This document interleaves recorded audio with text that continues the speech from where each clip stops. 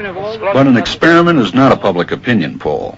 It examines behavior under the pressure of social forces, as the experiment of Solomon Asch reveals. The experiment you'll be taking part in today involves the perception of lengths of lines. As you can see here, I have a number of cards, and on each card there are several lines. Your task is a very simple one. You're to look at the line on the left and determine which of the three lines on the right is equal to it in length. All right, we'll proceed in this order. You'll give your answer. Only one of the people in the group is a real subject, the fifth person with the white T-shirt.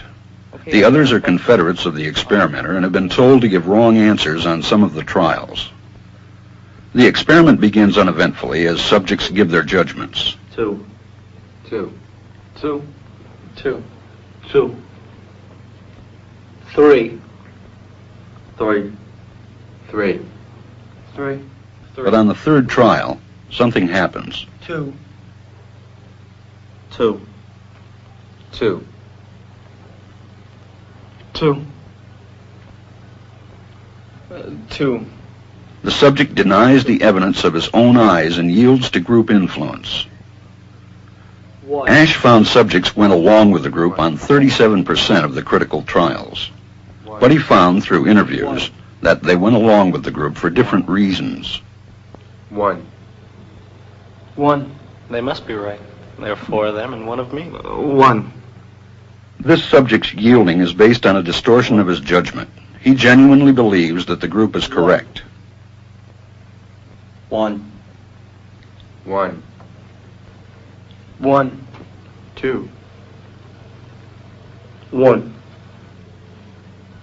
2. 2. 2. I know they're wrong, but why should I make waves? 2.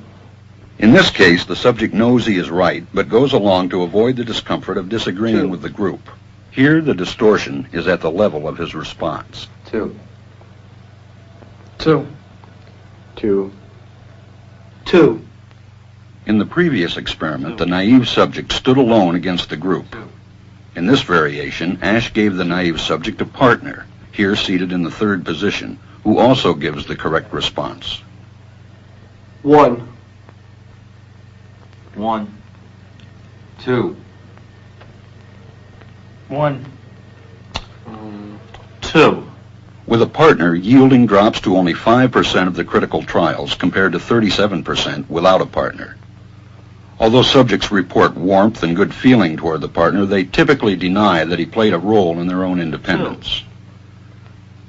The partnership variation shows that much of the power of the group came not merely from its numbers, but from the unanimity of its opposition. When that unanimity is punctured, the group's power is greatly reduced. Sometimes we go along with a group because what they say convinces us they are right. This is called informational conformity. But sometimes we conform because we are apprehensive that the group will disapprove if we are deviant. This is called normative conformity. The strength of the normative factor is shown in another variation carried out by Asch. In this variation, the subject is told that because he had arrived late, he would have to write his answers.